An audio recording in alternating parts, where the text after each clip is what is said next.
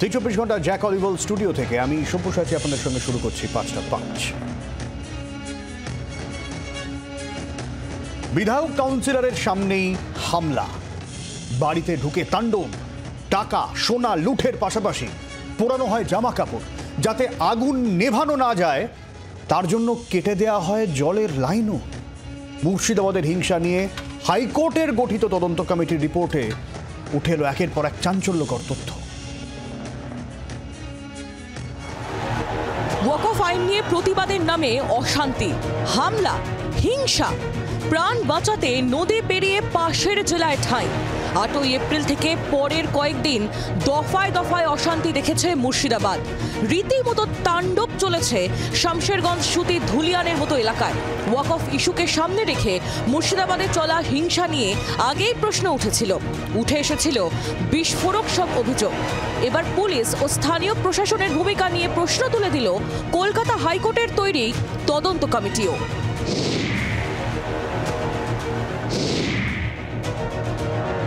মুর্শিদাবাদের ওয়াকফ অশান্তি নিয়ে স্বতঃপ্রণোদিত হয়ে মামলা রুজু করে হাইকোর্ট।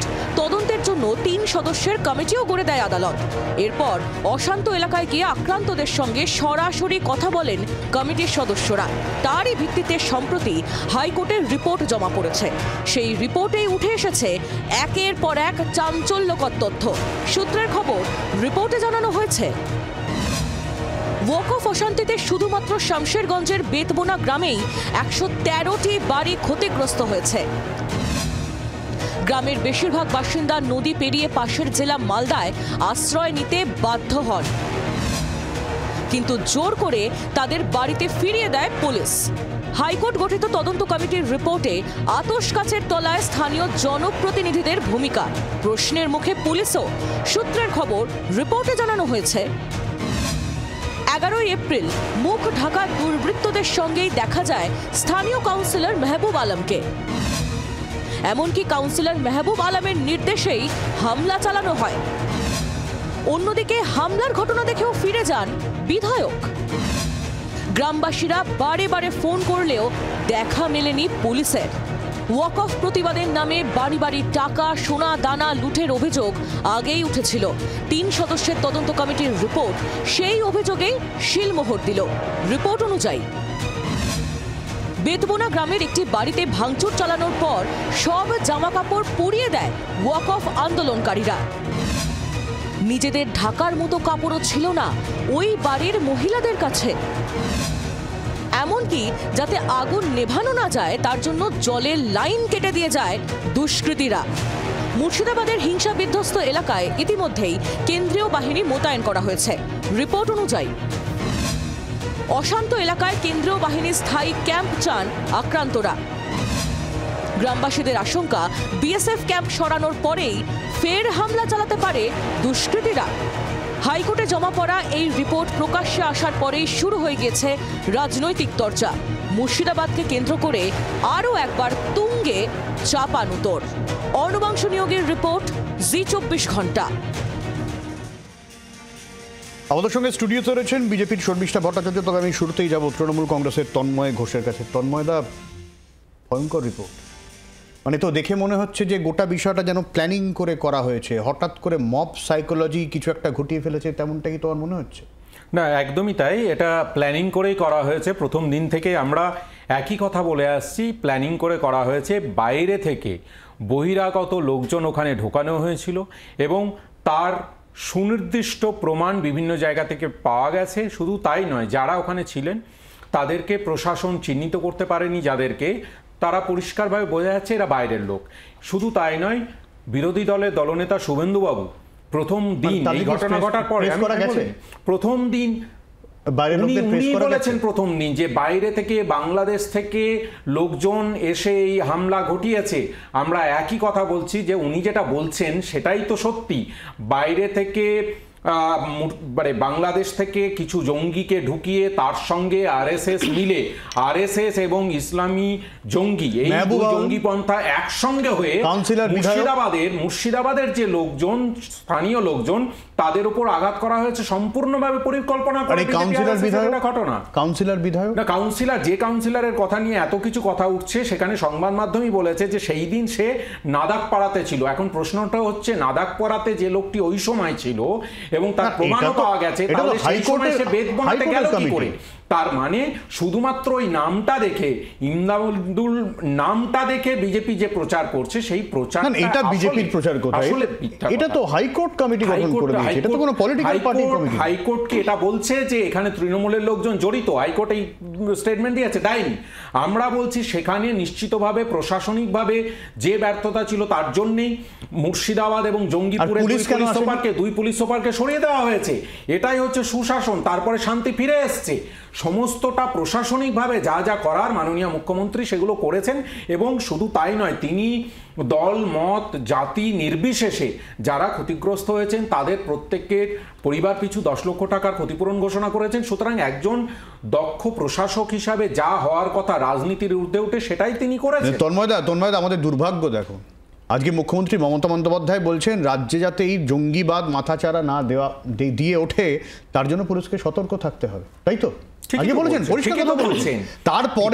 তারপরেও রাজ্যে এরকম ভাবে বাইরে থেকে এসে ঢুকে আগুন জ্বালিয়ে তারা চলে গেল। আমাদের রাজ্যের নিরাপত্তা নিয়ে তোমরা প্রশ্ন উঠবে। আমি ঠিক এই পয়েন্টটাই আসছিলাম সর্বজয়। সেটা হচ্ছে যে বাইরে থেকে লোকজন, এটা তো বর্ডার এলাকা, এটা সবাই জানে যে এটা বর্ডার এলাকা। সেখানে আমরা বলছি না, বিরোধী দলের নেতা, বিজেপির নেতা বলছেন যে বাংলাদেশ থেকে লোক ছিল। তাহলে বিএসএফ বা যারা বর্ডারের দায়িত্বে আছেন, কেন্দ্রীয় স্বরাষ্ট্রমন্ত্রক, তারা কি কাজ করেছেন? আমরা কিন্তু প্রশাসক হিসাবে ওখানে যখন বলা হয়েছিল যে কেন্দ্রীয় বাহিনী মোতায়েন করতে হবে, আমরা সঙ্গে সঙ্গে বলেছি হ্যাঁ কেন্দ্রীয় বাহিনী মোতায়েন করা হোক। অর্থাৎ প্রশাসক হিসাবে আমরা এই যারা দাঙ্গা ঘটিয়েছে তাদের প্রতি জিরো টলারেন্স দেখিয়েছি, সেই জন্যই তো আমরা তাতে এগ্রি করেছি। আর একটা বিষয় তন্ময়দা, আমরা যখন লাগাতার আমি 6:30 স্পেশাল 24-এও দেখেছি যারা আক্রান্ত, তারা অনেকে বলছেন যে বেশিরভাগ যারা হামলাকারী অল্প বয়সী ছেলেমেয়ে, 17, 18, 19, মানে এইসব কিশোর বাহিনীকে বাংলাদেশ থেকে এনে এইরকম কাজ করা হলো এবং তারা আবার চলেও গেল। কি অবাধ যাতায়াত! সেটাই বলছি, এই অবাধ যাতায়াতের দায়িত্বটা কার? তুমি বলো বর্ডার সিকিউরিটি ফোর্স কি রাজ্য কন্ট্রোল করে? তুমি বলো যে আমাদের বাইরের দেশ থেকে আমাদের দেশে যদি লোক চলে আসে, অত্যন্ত উদ্বেগের ব্যাপার।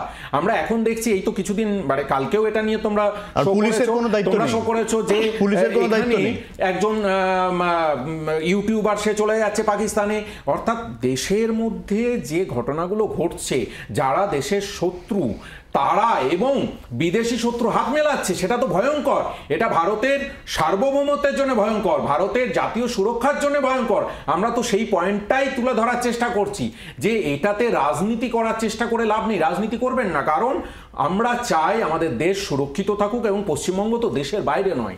এটা যারাই রাজনীতি করছেন তাদের মাথায় রাখতে হবে পশ্চিমবঙ্গটাও আমাদের দেশের মধ্যে এবং যুক্তরাষ্ট্রীয় পরিকাঠামোতে দেশের আন্তর্জাতিক যে নিরাপত্তা বা বর্ডার, সেই জায়গা দেখার দায়িত্ব কেন্দ্রের হাতে। সুতরাং কেন্দ্রকেই এই ব্যাপারে নিশ্চিত করতে হবে এবং রাজ্য সাহায্য করবে, সমস্ত ব্যাপারে রাজ্য সাহায্য করবে। সব দায় বিএসএফ।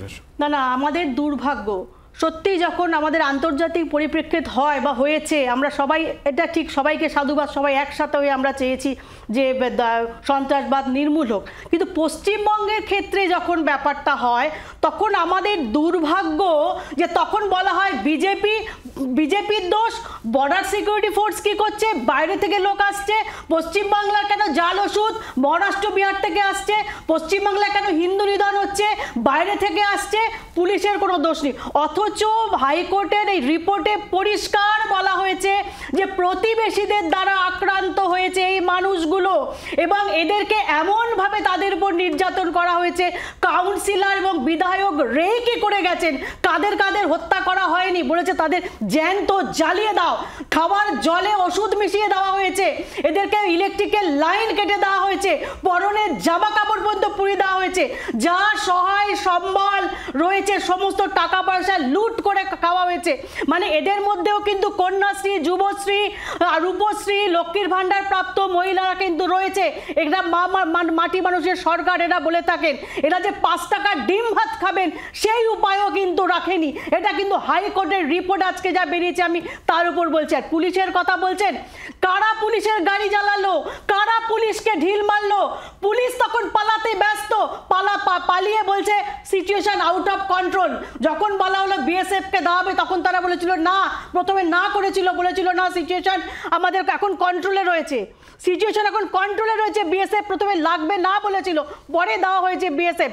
তন্ময়দা খুব ভালো মানুষ, তন্ময়দা যে দলের মুখপাত্র হয়ে বসেছেন তিনি সত্যি কথাটা বলতে পারবেন না।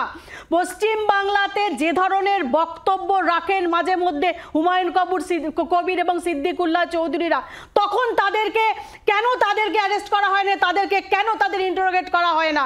আজকে বলুন তো, যারা পুলিশের গাড়ি জ্বালিয়েছিল তাদেরকে ধরা হয়েছে একজনকেও? বিরোধীরা কিছু করলে তো সঙ্গে সঙ্গে তাদেরকে ধরা হয়। আজকে ওয়াকফ বিলের প্রতিবাদে যেভাবে মিছিল করা হয়েছে, বিজেপির পতাকা, গেরুয়া পতাকা টেনে নামানো হয়েছে, কাউকে ধরা হয়েছে, কাউকে অ্যারেস্ট করা হয়েছে? কেন করা হয়নি? কেন করা হয়নি? আজকে কথাটা অন্য না, কথাটা হচ্ছে হিন্দুকে দেখে দেখে ওখানে মারা হয়েছে। এবং এই যে দুজন হরগোবিন্দ দাস, চন্দন দাস, তাদেরকে যেভাবে মারা, তারা পরিষ্কার পাশের বাড়ির লোক বলছে কালকে চাচার বাড়িতে আমরা ঈদে নেমন্তন্ন খেয়েছি, আজকে সেই চাচা এসে আমাদের মেরে গেল, পরিষ্কার আপনারা টিভিতে দেখিয়েছেন। কি করে আপনারা বলেন বাইরে থেকে লোক ঢোকাচ্ছেন? তাহলে আপনারা কেন ব্যবস্থা নিচ্ছেন না? এটা তো শুভেন্দু অধিকারীরাই বলেছেন যে বহিরাগত ঢুকছে। শুনুন, যখন প্রথমে ঘটনা ঘটেছিল মনে হয়েছিল বাইরে, কারণ এত সাহস বাইরে থেকে লোক না ঢুকলে হয় না। আপনারা বর্ডার সিকিউরিটি ফোর্সের বিএসএফ এর কথা বলছেন, রাজ্য পুলিশ কি করছে? রাজ্য পুলিশ কেন সেই বিএসএফ এর তাদের বিরুদ্ধে তদন্ত করছে না, মামলা করছে না? কেন মামলা করছেন? আপনারা সেই উত্তরটা আজকে দিন। আজকে শুধুমাত্র মুর্শিদাবাদ না, মুর্শিদাবাদ, মালদা থেকে শুরু করে দক্ষিণ 24 পরগনা, ধুলাগড়ে আগে হয়ে গেছে, একের পরে এই ঘটনা ঘটছে। আপনারা কি ব্যবস্থা নিয়েছেন আপনারা বলুন। উত্তর নিন। দেখুন, প্রথম কথা হচ্ছে যে এই যে দিদি বলছিলেন না যে হুমায়ুন কবির ঘৃণাভাষণ দিয়েছে, তাহলে কেন্দ্রীয় মন্ত্রী অনুরাগ ঠাকুর তো অন ক্যামেরা বলেছেন গলি মারো সালো কো দেশ কো গদ্দারো, অর্থাৎ এই ঘৃণাভাষণ বিজেপির একটার পর একটা নেতা যেভাবে দিয়ে গেছেন। এবং বর্তমানকালে না, আপনি তো নিজের মতো করে লোকজনকে, আপনাদের যারা দলের সমর্থক না, যারা বিজেপি আরএসএস সমর্থক না, তাদেরকে গদ্দার বলেছেন না? কেউ বলেনি। যারা বলেছে তাদের বিরুদ্ধে পুলিশ ব্যবস্থা নেবে। সারা দেশে যেখানে যেখানে এই ঘটনা ঘটবে তার বিরুদ্ধে পুলিশ ব্যবস্থা নেবে। কিন্তু বিষয়টা সেখানে নয়, বিষয়টা হচ্ছে এখানে বিজেপি ইন্টেনশনটা কোথায় পরিষ্কার হচ্ছে বলুন তো? কেন্দ্রীয় মন্ত্রী সুকান্ত বাবু, বিজেপির রাজ্য সভাপতি, তিনি সোশ্যাল মিডিয়াতে পুরনো দাঙ্গার ছবিকে তুলে ধরে বলছেন এটা মুর্শিদাবাদের দাঙ্গার ছবি। অর্থাৎ বোঝা যাচ্ছে যে তারা কতটা ক্ষমা চেয়েছেন, ডিলিট করেছেন। আমার কাছে আছে সুকান্ত বাবু সেই টুইট ডিলিট করেছেন, তুমি চাইলে এখন দেখতে পারো। আমি এক্ষুনি দেখাতে পারি। সুকান্ত বাবু যে ছবিগুলো দিয়ে পোস্ট করেছিলেন মুসলিম দাঙ্গার ব্যাপারে, সেই দাঙ্গার ছবিটা পুরনো দাঙ্গার ছবি, সেই দাঙ্গার ছবিকে মুর্শিদাবাদ বলেছে। তার মানে কি ইন্টেনশনটা কি? ইন্টেনশনটা হচ্ছে যে কোনো মূল্যে এখানে অশান্তির পরিবেশ তৈরি করা। তারা চান না যে এখানে শান্তি থাকুক। না হলে এরকম একজন দায়িত্ববান যিনি কেন্দ্র সরকারের মন্ত্রী, সংবিধান আদেশ শপথ নিয়েছেন, তিনি এই ছবি তুলে ধরতে পারেন। তারপরে তো পরিষ্কার ইন্টেনশন। সেই এমপিরা দেখুন, এমপি, এমএলএ, বুথ কমিটি, আমাদের বিধায়ক থেকে শুরু করে ওয়ার্ড কমিটি প্রত্যেকে শান্তি মিটিং করেছে। কিন্তু আপনি আমাকে দেখান যে বিজেপির কোন নেতৃত্ব ওখানে গিয়ে শান্তি মিটিং করেননি। কেন? ওখানে আরএসএস এর যে সদর দপ্তর, ওই যে এলাকার, যেটা 10-12 বছর ধরে করছে, সেখানে আগের দিন রাত্রে বাংলাদেশের জঙ্গিদের সঙ্গে মিটিং হলো। পুলিশ তো সেই কথা তুলে ধরবে, নিশ্চিতভাবে পুলিশ সেই কথা ধরবে। একদম বলছি আরএসএস জঙ্গিদের সাথে মিটিং করেছে, নিশ্চিতভাবে মিটিং করেছে, তারা প্ল্যান করেছে। আপনি দায়িত্ব নিয়ে বলছেন? একদম দায়িত্ব নিয়ে বলছি। প্রমাণ যেখানে দেওয়ার দিয়ে দেবে, প্রমাণ দিয়ে দেবে। আমি নিচ্ছি দায়, আমি নিচ্ছি, অন ক্যামেরা বলছি, মিটিং করেছে। উত্তর না হলে আপনি বলুন শুভেন্দুবাবু কিভাবে জানলেন, শুভেন্দুবাবু কিভাবে জানলেন যে বাংলাদেশের জঙ্গিরা এসেছিল? দিদি আমাকে একটা কথা বলুন, শুভেন্দুবাবু জানলেন কি করে? শুভেন্দুবাবু জানলেন কি করে যে বাইরে? উনি তো অফিসিয়াল লিখেছেন। আমাদের মুখ্যমন্ত্রী গেছেন, পরিস্থিতি শান্ত হওয়ার পর প্রশাসনিকভাবে যা যা করার করেছেন। আপনি তো বলুন, আজকে বলছেন মুখ্যমন্ত্রী কদিন পরে গেছেন? 2 বছর ধরে মণিপুরে যে দাঙ্গা হয়েছে, প্রধানমন্ত্রী এখনো একবারও কেন যাওয়ার সময় পেলেন না? 250 জন নিহত, 1500 জন আহত, 2 বছর ধরে আইন শৃঙ্খলা ভেঙে পড়েছে, রাষ্ট্রপতি শাসন জারি করতে হয়েছে, সেখানে প্রধানমন্ত্রী এখনো যাওয়ার সময় পেলেন না। আমাদের কিন্তু আমাদের মুখ্যমন্ত্রী কিন্তু ওখানে গেছেন এবং আজকে সেখানে শান্তি বিরাজ করছে, ওখানে শান্তি বিরাজ করছে এবং গেছেন। এটাই পার্থক্য, এটাই হচ্ছে নরেন্দ্র মোদীর সঙ্গে মমতা বন্দ্যোপাধ্যায়ের পার্থক্য। দেখুন, আপনি এটা বলুন না যে দিদি বলুন নরেন্দ্র মোদী গেছেন, হ্যাঁ কিনা? তিনি তো দেশের প্রধানমন্ত্রী, গেছেন। কতজন সংখ্যা, মারা যাওয়ার সংখ্যা কতজন? 250 জন। আমি বলছি না, আপনাদের সরকারের তথ্য কতজন আহত হয়েছেন? 1500 হয়েছে কিনা বলুন। আপনি বক্তব্য নিয়ে বলুন তো। আপনি বক্তব্যে আসবেন, বক্তব্যেও বলবো, কিন্তু আপনি আগে বলুন যে মণিপুরে কি গেছেন প্রধানমন্ত্রী? আপনি আমাকে এইটা আগে বলুন, তারপরে আমি বলবো। পুলিশ গেছে তো, পুলিশ গেছে বলে তো শান্তি হয়েছে, শান্তি পেরেছে। মুর্শিদাবাদে শান্তি না, মুর্শিদাবাদে শান্তি। আপনারা এখানে হিন্দু করার চেষ্টা করছেন।